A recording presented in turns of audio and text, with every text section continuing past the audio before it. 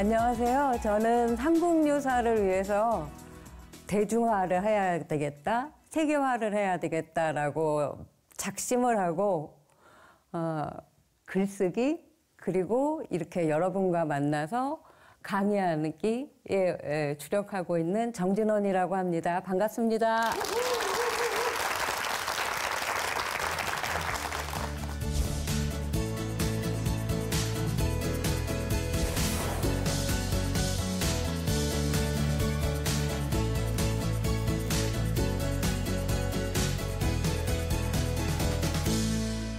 오늘 삼국유사에 대한 이야기를 해볼 텐데요, 여러분. 삼국유사 이야기는 많이 들어보셨죠? 네. 네. 왠지 잘 알고 있을 것만 같죠? 네. 예, 삼국유사 어떤 책인가요? 학창시절 때 외우긴 외웠습니다. 뭐 삼국 사기는 김부식이다. 그리고 삼국유사는 일연이다. 여기까지는 아는데 그 안에 정말 어떤 책인지 어떤 내용인지는 기억이 좀 안 나더라고요. 예, 삼국유사는 삼국사기와 상호 보완적인 책이다라고 저는 이야기를 하고 싶어요.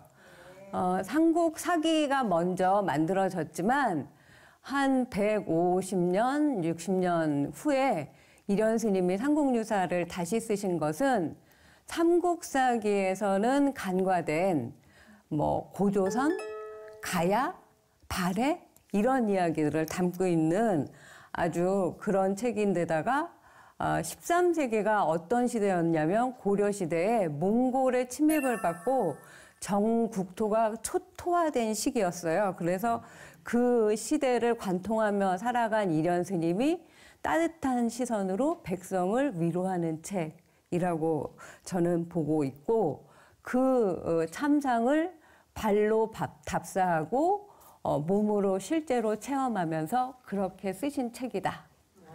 예. 근데 교수님 지금도 중동이 지금 난장판이잖아요. 그때도 어떻게 보면 아시아가 난장판일 텐데 그리고 뭐라고 해야 되나 이렇게 SNS도 없고 도서관들도 제대로 없고 어떻게 보면 다 난리예요. 근데 일련 스님이 이렇게 여기저기 답사도 하셔야 되는데 이 책을 쓰시려면 이렇게 어려운 일을 하려고 하는 그 결심을 어떤 이유로 그 책을 쓰려고 하신 건가요? 네, 조금 전에 말씀드렸듯이 그 몽고 침입으로 나라가 정말 그 쑥대밭이 되고 더 이상 못 살 수 없을 만큼 못 살았었대요. 그래서 이련 스님은 우리 고려 백성들한테 우리 선조가 얼마나 훌륭했었는지, 그리고 우리 역사에 그 얼마나 그 훌륭한 자부심을 갖고 살 만한 그런 그 역사적 인물이라든지 그 기록들이 많은지, 그리고 이 힘든 시절을 헤쳐나가는 지혜, 그런 기록, 이런 것들을 메시지로 전달하고 싶으셨던 것 같아요. 그리고 이 보통 삼국유사는 그동안 누구나 다 아까처럼 알고 있지만 사실은 누구나 다 모르는 책이에요. 그래서 저는 이것을 국민 착각의 책이라고 부르기도 합니다. 역사학자들은 역사서로만, 불교학자들은 불교학 부분에서만 초점을 맞추고, 저처럼 이제 그 국어학을 했다가 저는 나중에 그 불교학을 했는데, 이 그 국어학자한테는 주로 이제 향가를 해석하는 일종의 문학서로만 이렇게 보여졌지만, 사실은 삼국유사는 그거 외에도 우리나라 그 고조선 시대부터 고려 시대까지의 모든 문화를 다 담고 있는 보물창고라고 할 만한 책이라고 저는 생각을 하죠. 네. 엄청 많은 역사책과 고전이 있잖아요. 예. 근데 선생님께서는 유독 삼국유사에 관심이 많으셨던 것 같아요. 근데 혹시 삼국유사의 어떤 점에 매력을 느끼셨나요? 삼국사기는 삼국시대에만 주안점을 둔 그 편년체라고 그래요. 그 이제 시간 순서대로 쓴. 그런데 이제 삼국사기에서는 간과된 그냥 그 삼국시대가 아닌 그 나라들을 다 빼버렸잖아요. 아까 뭐라 그랬죠? 고조선, 예, 가야, 발해 이런 나라들에 들어있는 책. 그리고 또 뭐 고승전에는 또 삼국유사와 비슷한 목차에 뭐 탑상이나 흥법이나 이런 내용들의 책이 있어요. 그러나 삼국유사에만 있는 또 편목이라고 하는데 목차가 있습니다.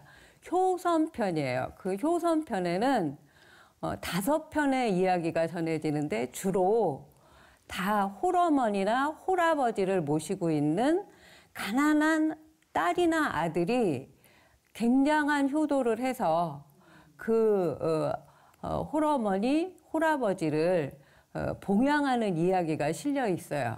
그러니까 나라는 어려웠어도 이런 그 효도와 그 미담은 계속되는 그런 것들을 보여주고 싶으셨던 것 같아요.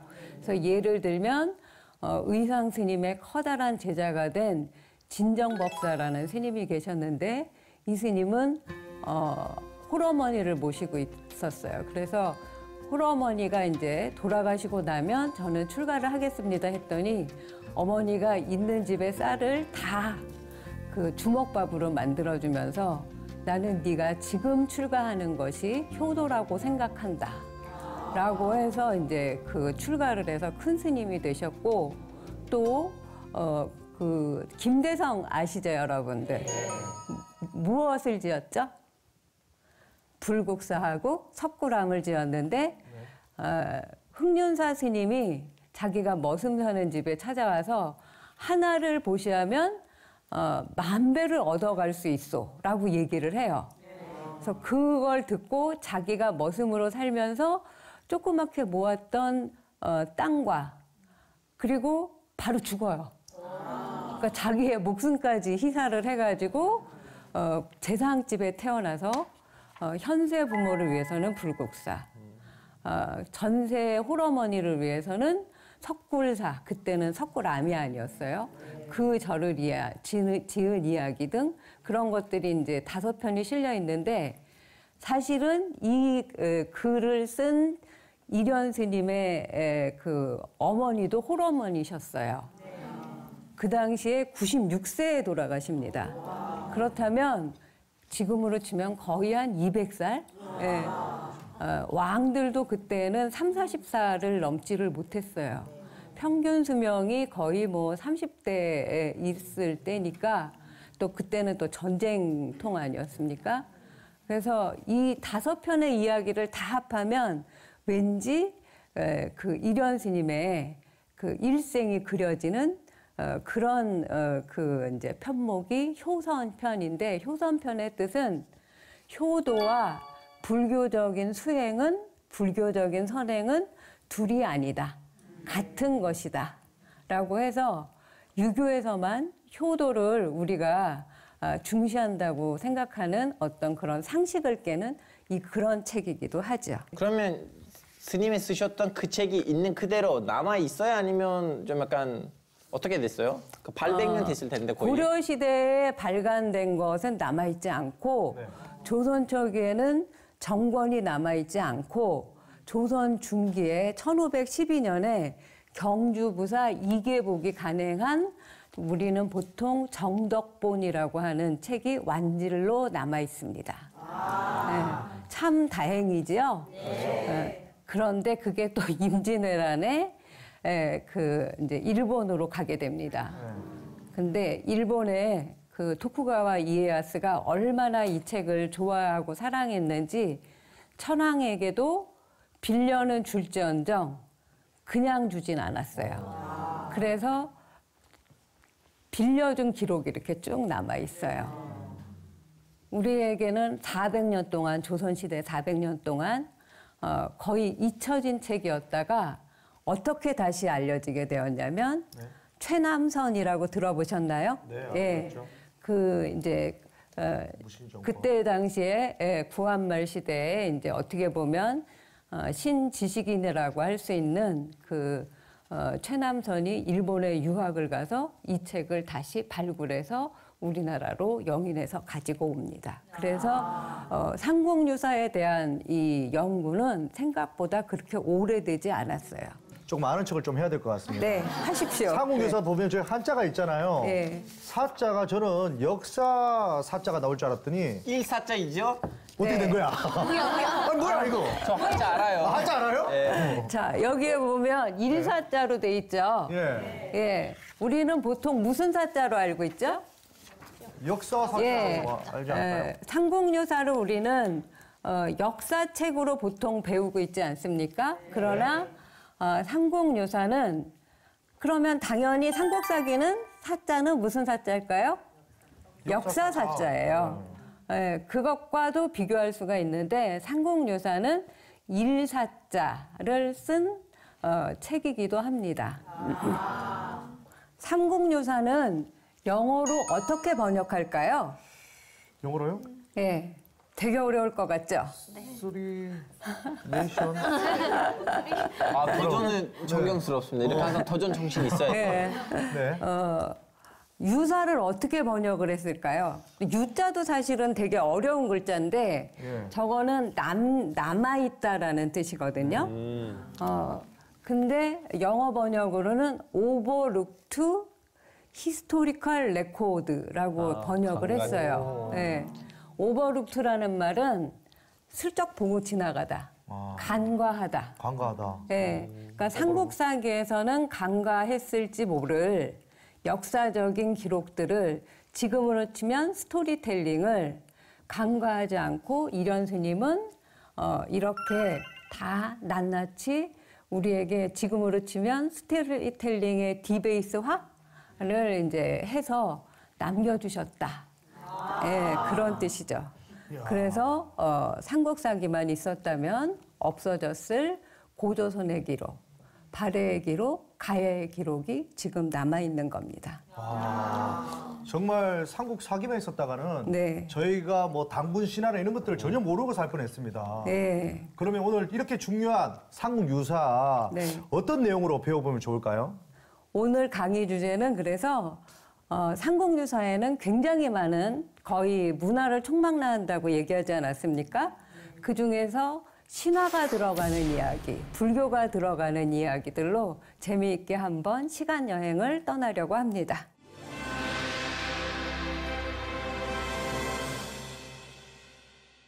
삼국유사에서 들어봄직한 만한 옛날 신화는 당군 신화? 예, 맞아요. 당군 신화입니다. 솜하고 호랑이. 예. 예, 오늘 당군 신화라고 우리가 배워왔던 이야기를 제가 해드릴 텐데 이게 과연 당군 신화일지 신화라는 말을 떼고 역사라는 말을 붙여야 할지 아니면 스케일이 아주 웅장한 어떤 환타지를 우리가 상상해낼 수 있을지는 각자의 몫이라고 생각을 합니다. 환웅이라고 있었어요, 옛날에. 그 환웅이 인간 세상을 널리 이롭게 하겠다. 어디서 많이 들어본 말 아닙니까? 이게 홍익인간 아닙니까? 맞습니다.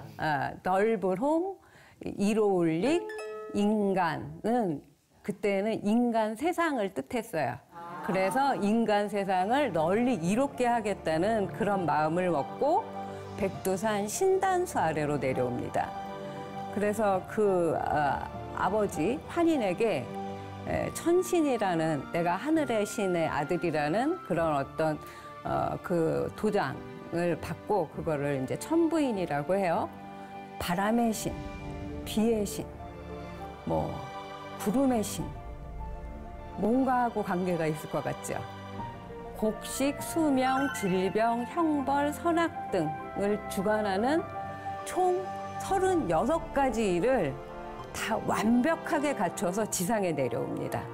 그래서 나라의 체제를 정비를 해요. 네. 그리고 나라를 세워요. 그러면 나라를 세웠으니까 뭐가 있어야 되죠? 그 나라에 사는 왕이 있어요. 왕만 있으면 뭐해? 백성. 백성이, 사람들이 있어야 되잖아요. 네. 근데 그때 마침 그 땅에 곰과 호랑이가 살고 있었대요. 여러분들 아주 어렸을 때부터 할머니 베갯머리에서 많이 듣던 옛날 이야기죠. 예. 그래서 그 둘이 호랑이와 곰이 사람이 되기를 열심히 간절히 기원을 하고 기도를 했어요. 그래서 이제 환웅이 미션을 줍니다. 쑥 한 줌, 마늘 20개예요. 네. 100일 동안 햇빛을 보면 안 돼요. 동굴에서. 예. 정말 이걸 뭐라고 할까요? 미션 임파서블? 예. 불가능한 일이죠. 근데 누가 해내죠? 곰이 해내죠. 곰이 해냅니다. 예. 그것도 100일 동안에 하라 그랬는데 21일, 3, 7일 만에 제1회 만에 주어진 시간에 5분의 1로 단축을 해서 여자로 몸이 바뀝니다. 제가 알기로는 원래 21일이 아니라 100일이라고 네. 알고 있는데 그럼 네. 100일 동안이 아니라 21일 동안 쑥과 마늘을 먹으면서 네. 인내했기 때문에 예. 그렇게 알고 있는데 그럼 21일인 거예요? 네. 그래서 우리가 요즘도 아기를 낳으면 얼마 동안 그 조심을 하죠? 예, 3, 7일, 21일을 조심을 해요. 그래서 이런 모든 어떤 우리의 그 민속 풍습이라든지 민간 신앙이라든지도 이 삼국유사에서 유래를 찾아볼 수 있는 것들이 꽤 많이 있습니다. 근데 궁금한 게 제가 동굴에 네. 갔을 때 예. 곰한테 이렇게 먹이를 던지잖아요. 예. 쑥하고 마늘은 절대 안 먹더라고요. 피해서 먹던데 어떻게 곰이 쑥하고 마늘만 먹고 사람이 됐겠습니까? 네. 이게 신화적으로 봤을 때 또 다른 의미가 내포되지 않았을까라는 생각이 드는데 예, 어떻게 그래서 생각하세요? 저는 신화는 해석학의 문제라고 생각을 하게 됩니다. 그래서 고조선 건국 당시에 그 환인이 아까 바람의 신 풍백, 비의 신 우사 이런 이제 뭐라 그러나 신하들을 거느리고 360가지의 일을 짜가지고 내려왔다. 360일은 무엇을 상징할까요? 그러면 또? 예, 음력 1년을 상징하죠. 예. 그렇죠. 그러면 농업 중심 국가였겠다라는 생각이 들죠. 예. 국가에 대한 어떤 기술 준비를 해석 가능하고 또 웅녀 또한 곰이 사람을 나타니 그걸 어떻게 뭐 고조선의 역사로 인정을 하느냐 마느냐 역사학자들은 지금도 의견이 분분합니다만 외래 민족과의 결합을 하는 과정으로 볼 수도 있죠. 그래서 신화는 언제든지 그 안에 내포된 다빈치 코드를 어떻게 푸느냐에 따라서 역사가 되기도 하고 신화가 되기도 하고 전설이나 사화로 전락하기도 한다고 저는 생각을 합니다. 그래서 이제 여자가 된 웅녀는 그러면 무슨 소원이 있었을까요? 이제 아기를 갖고 싶죠. 네. 네. 그래서 환웅은 웅녀와 같은 사람으로 변해서 결혼을 하고 아들을 낳았어요. 그게 누구죠? 단군입니다. 예. 그러면 이 당문이라는 이름도 예. 항웅 증조 할아버지하고 웅녀 증조 할머니께서 지어주신 이름인데 네. 뭘 보고 그 이름을 지어주신지 그 이름의 뜻이 있을 거 아니에요. 좀 다른 게 저희는 아버지 성을 따라가거든요. 네. 그럼 환군이나 이렇게 했어야 될 것 같은데 환웅의 그 아버지의 이름 따라서 뭐 한인이든 뭐니까 그때 같은 땅 가문이 없으니까 아마 성도 없으셨을 거예요. 우리나라가 누구나 다 성을 가지게 된 게 언제부터일까요? 성을 가진 거예요? 신라? 어떻게? 사실 별로 얼마 안 됩니다. 아 그래요? 네. 일제 강점기 때 그 이제 조사를 하면서 다 누구나 성을 갖게 되어 있고 예전에는 양반만 성이 있었죠. 네. 그래서 양반을 이루고 살던 그 마을에 네. 살던 보통 상민들도 같은 성을 따르게 됐다고 해요. 네. 그럼 당군 왕궁은 도대체 어떤 뜻입니까? 그래서 이것도 뭐 여러 가지 이제 생각을 해볼 수가 있는데 저는 신단수의 단 그리고 웅녀의 곰과 비슷한 검, 검. 곰, 곰. 감 이런 것은 다 높다라는 뜻에서 나온 그 이제 한 가지 유래를 가진 말이에요. 그래서 그 신단수의 단군 왕검은 어떻게 보면 왕곰과도 비슷하지 않습니까? 예. 그래서 오히려 그 엄마의 이름이 더 강력하게 느껴지는 저는 그런 이름이라고 생각을 하고 있습니다. 환웅의 웅은 영웅웅자지만 또 곰웅자하고도 음이 같아요. 옛날에 우리는 글자가 없었기 때문에 비슷한 한자를 갖다가 우리말로 빌어다 쓰는 음차, 뭐 구결, 향찰, 이두 이런 말 들어보셨죠? 네네네. 예, 이렇게 이제 말을 썼었거든요. 그래서 예를 들면 이제 공주가 있지 않습니까? 공주는 원래는 곰주였어요. 곰주. 그러나 한자로 곰자가 없었기 때문에 가장 비슷한 곰주를 갖다가 썼다고 해요. 예. 그래서 이제 저는 이 환웅과 웅녀 두 웅의 아들이 왕곰이라고 한들 뭐가 이상한가.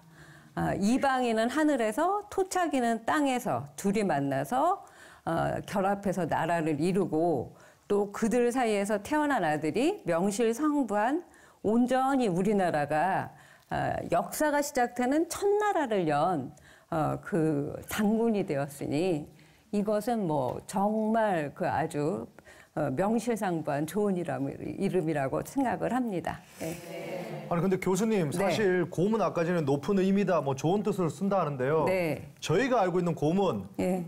좀 미련하다 이런 느낌도 있고요. 네. 미련한 곰탱이라는 별명도 있고 네. 심지어 이런 말도 있죠. 요 같은 아내랑은 살아도 곰 같은 아내랑은 못 산다.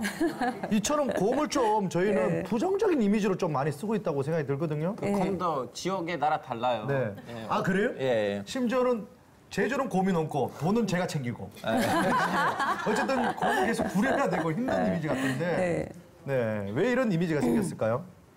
쑥 한 줌 그리고 마늘 몇 개를 받아서 인내와 끈기로 20하루 만에 그 목표 초과 달성을 이루어낸 어떻게 보면 우리 시조의 어머니이시잖아요. 그렇죠? 근데 모든 이야기의 원천은 목의 중심에서 시작을 합니다. 그러나 언제부턴가 우리는 북의 중심, 가부장 중심의 사회에 살게 되었어요. 그렇게 이제 그 가부장 중심의 북의 중심 사회로 넘어가면서 이 모성 중심의 이야기들은 굉장히 왜곡되거나 폄하되거나 아까 말한 대로 미련해지거나 이렇게 변하게 됩니다. 그래서 부정적인 이미지가 덧칠되고 각색되었지만 우리에게는 그렇게나마 그 목의 정신이 자치가 남아진 거에 고마워해야 되지 않을까라는 생각을 제가 이 삼국유사를 읽으면서 하게 됐어요.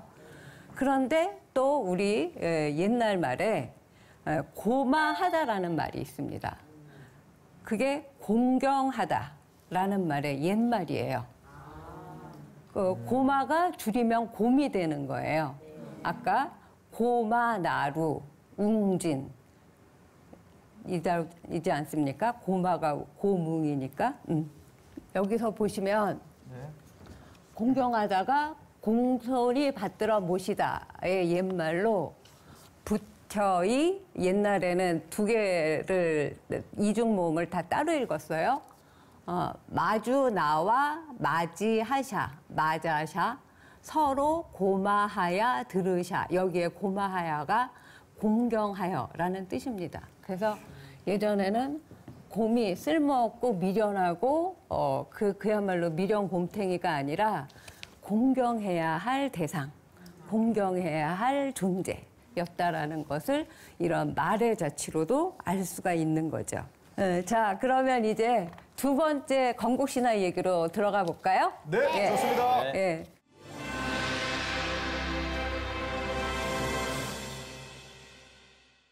두 번째 신화의 주인공은 신라입니다. 신라. 신라. 누가 세웠죠? 박헛것에 아닙니까? 예, 박혁거세라고만 알고 계시죠? 네. 그러나 한 사람이 더 있습니다. 신라에는 두 성인이 있었다. 오. 두 시조가 신라를 세웠다라고 삼국유사에 정확히 적혀 있어요. 박혁거세 네. 누구죠?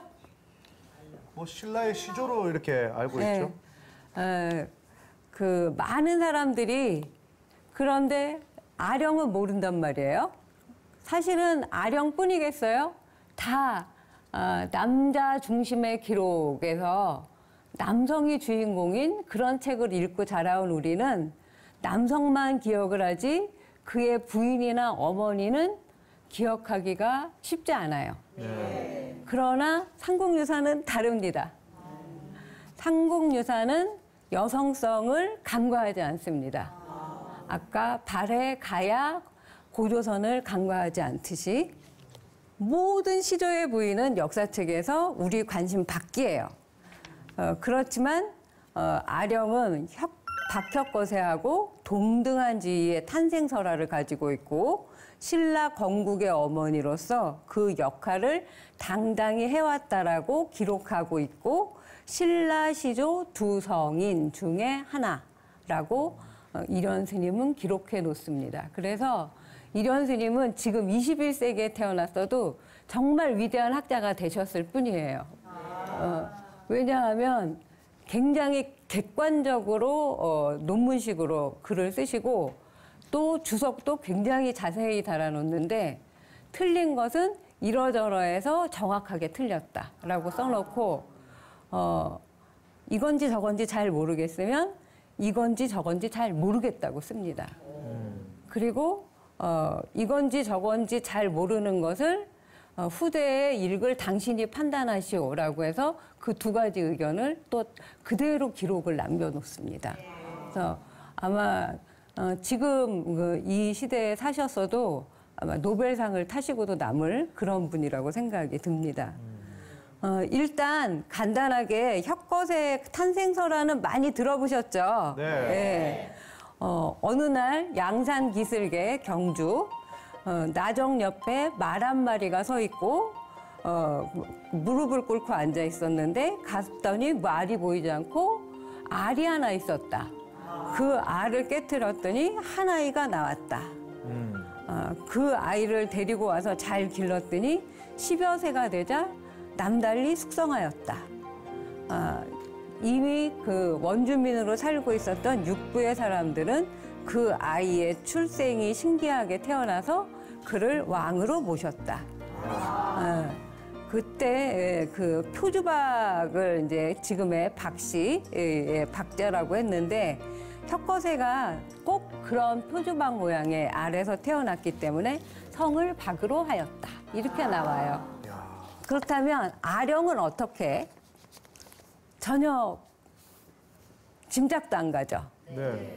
아령은 심지어 아령정가에 여기가 아령정 제가 찍은 사진이에요. 아령도 알에서 태어난 건가요? 알에서 태어났을까요? 똑같이 태어나면 재미없겠죠. 건국신화가.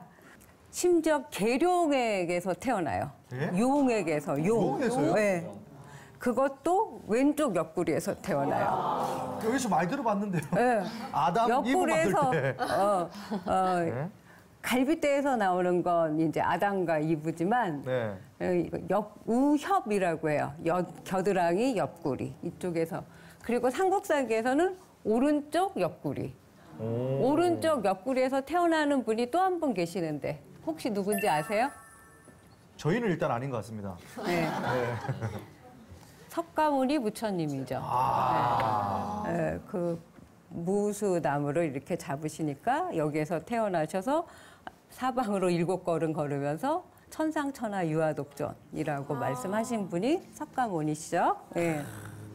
그 왼쪽 갈비뼈에서 여자아이가 태어났는데 또 뭐 다른 설로는 그 용이 죽어서 배를 갈랐더니 아령이 나왔다는 뭐 이런 설도 있어요. 그래서 어떤 건국 신화의 성인들은 뭔가 이렇게 좀 남다른 부분이 있습니다. 근데 얼굴도 굉장히 예뻤대요. 네. 근데 입술만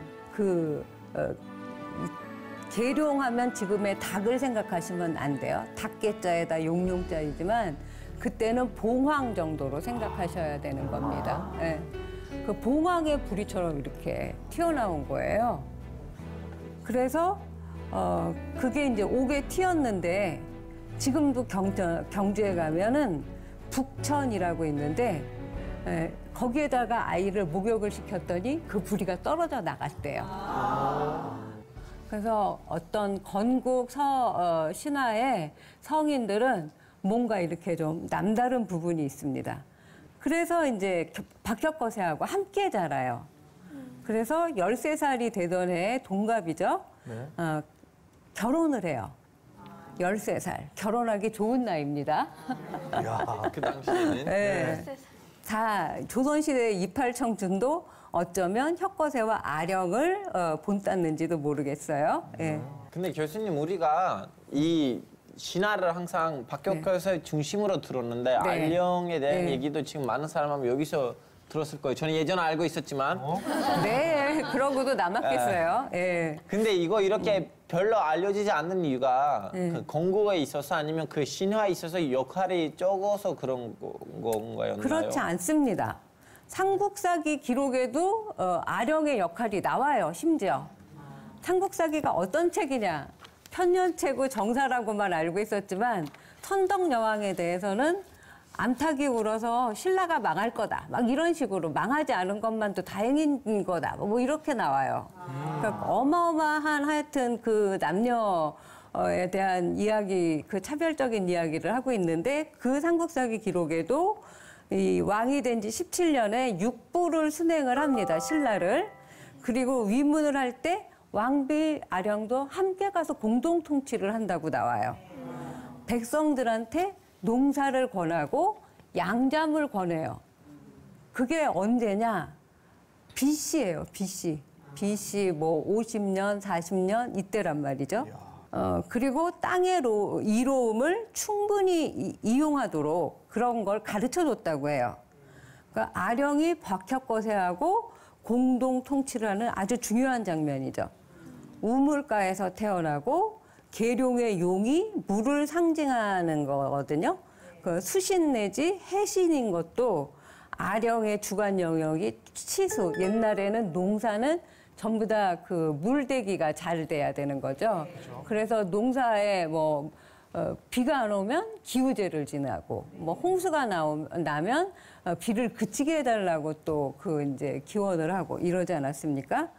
그리고 이제 그 아들, 딸을 낳고 61년 동안을 잘 살고 하늘로 올라간 혁거세가 7일 후에 이것도 약간 그 굉장히 신기한 건데 머리하고 사지가 따로따로 떨어져서 지금의 오릉이 되었다고 해요. 경주에 오릉 가보셨나요? 네. 그래서 5등분 된 혁거세의 시신을 움직일 수가 없어서 오릉이 됐다고 하는데 그렇다면 저는 그게 그때 더 이상 거기에 아령에 대해서는 안 나와요. 아령의 죽음은 어떻게 된 걸까? 굉장히 궁금했어요. 오래오래. 그리고 이제 또 다른 설은 오릉이 1대 혁거세와 아령, 2대 남해, 3대 유리, 4대는 탈해, 석탈해예요. 석시기 때문에 5대 유리. 이렇게 해서 그 5명의 묘라고도 전해지고 있어요. 그래서 이 석탈해가 빠지고 직계 후손들로 오릉을 구상한 것도 흥미가 있죠. 네. 근데 61년씩이나 나라를 잘 통치하다가 하늘로 올라갔잖아요. 네. 근데 왜 다시 땅으로 떨어지게 된 건가요? 그것도 머리랑 사직을 이렇게 해서 그래서 굉장히 오랫동안 궁금했는데 경주에 내려갔더니 옛날 얘기가 전해져 내려오고 있어요. 저는 어떤 때에는 기록의 힘보다 이 구전의 힘이 더 강하다고 생각을 하고 결국은 그 구전이 모여서 그 구술이 모여서 입으로 하는 글자가 된다고 생각을 하는데 역사가 되고 경주에 이제 내려오는 전설에 의하면 혁거세가 밤마다 말을 타고 어디론가 다녀오는 게 수상했던 거예요, 아령이. 그래서 아령이 하루는 말 갈기에 빈대로 변장을 했대요. 그리고 이제 따라갔더니 하늘신한테로 갔다가 하늘신한테 들켜갖고 그 노여움을 타서 그렇게 됐다. 이게 약간 좀 그나마 좀 개연성이 있죠. 그럴 법하죠. 그렇게 최후를 맞이했다고 하는 거예요. 그러면 이 전설과 관련시키면 아령은 최후도 박격허세와 같이 했다라고 알 수 있고 그 또 떨어진 것이 아령정이에요. 오릉과 아령정을 여러분은 함께 가서 경주에서 볼 수가 있으세요. 그렇기 때문에. 그래서 아령이 혁거세하고 대등한 또는 그 이상의 위상을 가지고 있는 그런 실마리가 이 삼국유사 그리고 더 구체적인 정황 기록은 삼국사기를 통해서 볼 수 있다고 할 수 있는 거죠. 그 삼국유사에는 이 외에도 더 많은 신화들이 소개가 돼 있지만 이제 시간 관계상 이 정도로 하고 이제 불교 이야기로 넘어가 보려고 하는데요. 삼국의 불교가 어떻게 전해진지 다 아시죠? 네. 수많은 사찰과 탑 그런 것들은 다 어떻게 조성이 됐는지 또 어떻게 많은 사람들이 또 스님이 되고 활동을 하셨는지 이런 이야기들을 오늘 두 가지만 또 엑기스로 뽑아서 말씀을 드리려고 합니다.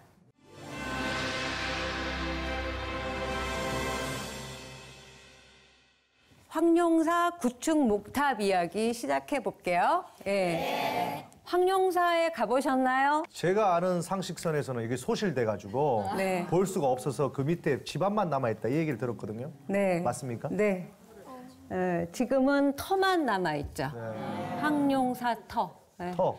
황룡사는 533년에 짓기 시작해서 569년, 17년 만에 완공이 된 거의 80m, 한 30층 크기 그 아파트에 달하는 어마어마한 탑이에요.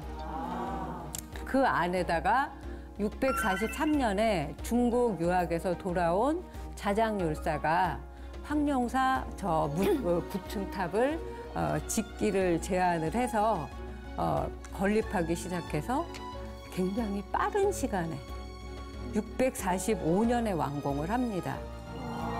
그리고 1238년에 몽고의 침략으로 이제 이 탑이 불에 탑니다. 그래서 없어지기까지 700년 동안 신라 최대, 신라 최고의 사찰, 신라 최고의 보물로서 수많은 스토리텔링의 주인공이었죠.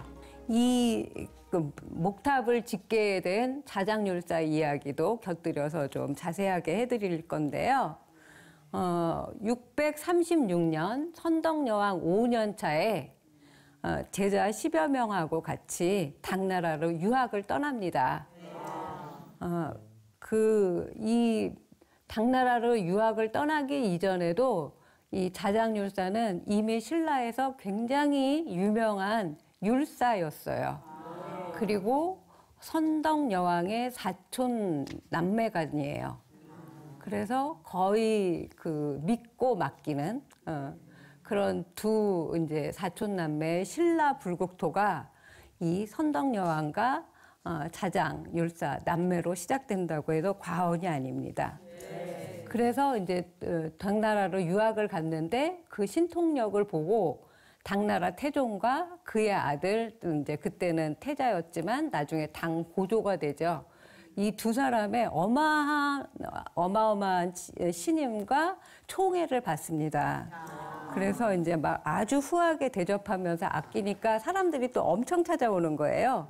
그래서 그 종남산 운제사라는 곳에 또 이렇게 그 벼랑에다 집을 지어놓고 3년 동안 수도 정진을 합니다.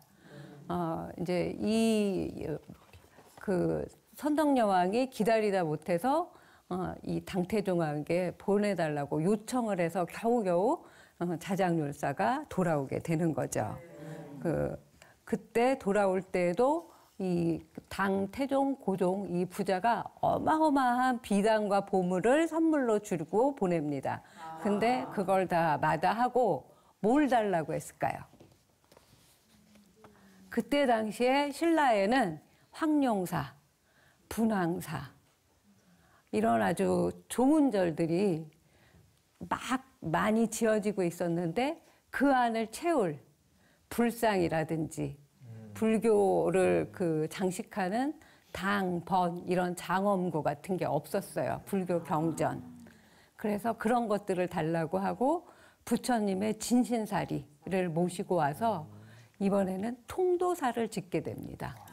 그러니까 그야말로 신라를 불국토로 만들기 위한 프로젝트의 어떻게 보면 그 제안자이자 완성자라고 할 수도 있죠. 그래서 선덕여왕은 이제 그가 돌아오자 분황사에 머무르게 하고 이제 대국통이라고 이제 벼슬을 주어서 임명을 합니다. 그리고 분황사에서 주석하면서 착수한 일이 바로 황룡사 구층탑을 세우고 2대 주지로 취임하는 건데 분황사는 바로 황룡사를 마주보고 있어요. 지금 분황사도 지금은 한 원래 크기의 10분의 1도 안 남게 작아진 절이라고 해요. 근데 여러분들 황룡사 빈터에 가보셨어요? 한번 꼭 가보시기를 권하고요. 비어서 굉장히 풍성한 느낌? 그리고 달밤에 그 빈터를 걸어가면 정말 신라의 달밤을 만끽하실 수 있습니다. 황룡사 9층 목탑이면 사실 어마어마하게 높은 탑이잖아요. 네. 그렇게 높은 탑을 세우게 된 데는 그만한 이유나 목적이 혹시 있었나요? 네. 경주에 가보시면 아마 느끼시겠지만 경주는 평지입니다. 막루의 역할이 있었겠죠. 그리고 구층탑의 9층에는 다 뜻이 있습니다. 구층탑은 신라를 둘러싼 주변의 9나라를 다 진압하게 해달라고 하는 염원을 담은 그런 탑이기도 합니다. 자장률사의 아버지도 왕족이었어요. 그래서 자장률사가 중국에 갔을 때 신라 왕자라고 불렸어요. 그때 자장률사의 아버지는 김무림이라고 화백회의에도 참여하고 했던 대단한 신분의 사람이었는데 김유신하고 같이 국사를 의논하고 별명이 탈의 지장이었어요. 그러니까 옷을 벗은 지장보살. 지장보살은 지옥에 남아있는 그 중생이 다 구제될 때까지 자기는 부처가 될 지위가 훨씬 넘었음에도 불구하고 끝끝내 남아서 마지막 한 명을 다 구제한 다음에 그 다음에 나오겠다라고 서원을 세운 그런 이제 그 보살이거든요. 근데 중국에 자장률사가 가서 또 수입해 온 건 뭐냐면 문수보살 신앙이에요. 그 문수보살이 이제 그 자장률사에게 나타나가지고 이제 황룡사 구층탑을 지으라는 이야기를 하는 거예요. 그 황룡사 이야기를 이제 그 지으라고 하면서 황룡사의 호법령이 자기의 아들이라고 하면서 그 절 안에 이제 구층탑을 세우면 이웃 나라들이 다 와서 항복을 할 것이고 다 그 9나라가 너희 나라에 와서 조공을 할 것이고 왕의 길이 편안할 것이다. 선덕여왕 시절에 하루도 사실은 편안한 날이 없었어요. 네. 그리고 삼국시대 중에서 가장 힘이 약한 나라가 신라였어요. 그래서 가장 약한 나라가 삼국 통일을 할 줄은 아무도 몰랐어요. 그러면 황룡사 구층탑의 효험이 있는 거죠. 네. 결국은 삼국 통일을 하고 이런 것들이 신라 왕을 중심으로 해서 펼쳐지는 순혈주의, 성골징골 이야기 많이 들어보셨죠? 네. 그 성골징골 이야기를 왜 그렇게 강조하나 했더니 이런 그 피로 맺어진 정말 혈연으로밖에는 할 수 없는 목숨을 건 그런 이 불국토 건설에 서로 이바지를 했기 때문에 이런 그 탑이 이루어진 것이 아닌가. 그래서 신라의 국운, 신라 왕실의 염원 이런 것들이 집대성된 탑이다라고 생각할 수가 있죠. 근데 이렇게 훌륭한 목탑을 네. 세울 때는 네. 신라 사람들 아니고 그 기술자 어떻게 보면 기획관을 네. 딴 나라에서 그 백제에서 모셨다면서요? 예. 그때 당시에 가장 탑을 잘 쌓는 나라는 백제였어요. 그 백제의 그 명장 중에 명장인 아비지를 초청해다가 지었어요. 네. 그래서 이제 자장법사가 당나라 황제가 준 불경, 불상, 승복, 패백 뭐 이런 것들을 잔뜩 가지고 귀국을 해서 이제 선덕여왕에게 탑 세울 일을 아뢰입니다. 백제에게 장인을 청한 이후에야 이 일을 이룰 수 있습니다. 라고 신하들이 대답을 해요. 그래서 보물과 비단을 가지고 가서 백제에게 장인을 부탁을 했습니다. 너무 궁금한 거는 네. 신라인들도 또 이게 좀 유연하다고 해야 되나요? 네. 어떻게 국군을 달리있는 지금 이런 큰 사업에 어떻게 보면 적이라고도 할 수 있는 백제 또 장인을 불러와가지고 이 목탑을 지었을까요? 이 아비지가 그 보통 장인은 아니었던 것 같아요. 처음에 절의 기둥을 세우는 날에 그 아비지 꿈에 자기 나라 백제가 멸망하는 꿈을 꿉니다. 그래서 이제 의구심이 생기는 거예요. 네. 그래서 공사를 멈춥니다. 네. 그러자 갑자기 대지가 진동을 하더니 깜깜해지면서 그 어둠 속에서 어떤 노승 한 분과 장사, 귀골이 장대한 어떤 그 사천왕사 같은 인왕역사 같은 그런 사람이 나와서 기둥을 세우고 사라져고 없었대요. 그래서 이제 아비지가 뉘우치고 그 탑을 완성했다. 이런 이야기도 나옵니다. 결국 아비지의 꿈대로 백제는 망하고 신라는 삼국통일의 그 위협을 이루는데 일조를 하죠. 그래서 이 9나라 궁금하지 않습니까? 네. 예, 9나라가 첫 번째 어딜 것 같아요? 일단 백제 아니겠습니까? 백제 망했다 하니까. 백제하고 자주 싸우긴 했지만 가장 잦은 이제 침탈로 괴롭게 했던 건 사실은 왜? 일본이었어요. 예. 중화도 늘 조공을 바쳐야 되는 나라고 5월은 중국의 남쪽 오랑캐, 남만이라고 해요. 그다음에 탕나는 지금의 탐나, 제주도. 예. 응유라고 쓴 데가 백제예요. 그래서 약간의 일말의 양심이 있었는지 백제라고 안 썼고 응유라고 써놨어요. 장인이 삐질까 봐. 예. 그다음에 말갈, 또 거란, 여진, 예맥 이런 나라들을 썼었어요. 예. 9층 목탑이지만 네. 뭐 우리 지금 현재 아파트로 친다고 한 30층 되는 엄청 네, 높은 네. 탑이잖아요. 네. 그러다 보면 번개나 이런 거 쳤을 때 네. 제일 높은 데를 치잖아요. 그렇죠. 그럼 번개 맞을 일도 그렇죠. 있는데 어떻게? 당연히 많았겠죠. 네. 예, 당연히 벼락을 많이 맞았겠죠. 한 5차례 예, 그런 기록이 나와요. 그 5차례 벼락을 맞고 고치고 중수를 거듭했다. 그렇게 지켜왔다. 그렇게 나오는데 네. 그리고 이제 1238년에 아까 말했듯이 이제 몽고가 전부 다 불태워버립니다. 너무 아깝죠. 예. 신라의 그 얼마나 아름다웠던지 멀쩡할 때 그 아름다웠던 황룡사탑에 올라가 본 이련이 쓴 시가 있어요. 신의 솜씨 구층탑 황제의 수도 서라보를 굽어보니 휘황찬란한 금색, 청색, 날아오를 듯한 용마루라. 이곳에 오르니 어찌 구한의 항복뿐이랴. 비로소 천지를 평장할 것을 깨달았다네. 그러니까 뭐 그 이웃 나라 9나라 정도가 아니라 천하를 내가 다 활짝 깨치면 그게 나의 평정인 거죠. 그거를 호연지기라고 여러분들 들어보셨을 거예요. 네. 그래서 신라의 삼보가 3가지가 있는데 황룡사에 무려 2가지가 있어요. 장육존상, 그 다음에 황룡사 구층탑, 그리고 진평하게 두르던 천사옥대. 이 3가지가 있어서 신라를 침범하기 어렵다라고 이웃 나라에서 그렇게 이야기했다고 합니다. 네. 이렇게 삼국유사에는 뭐 이렇게 불교에 대한 기록이 많습니다.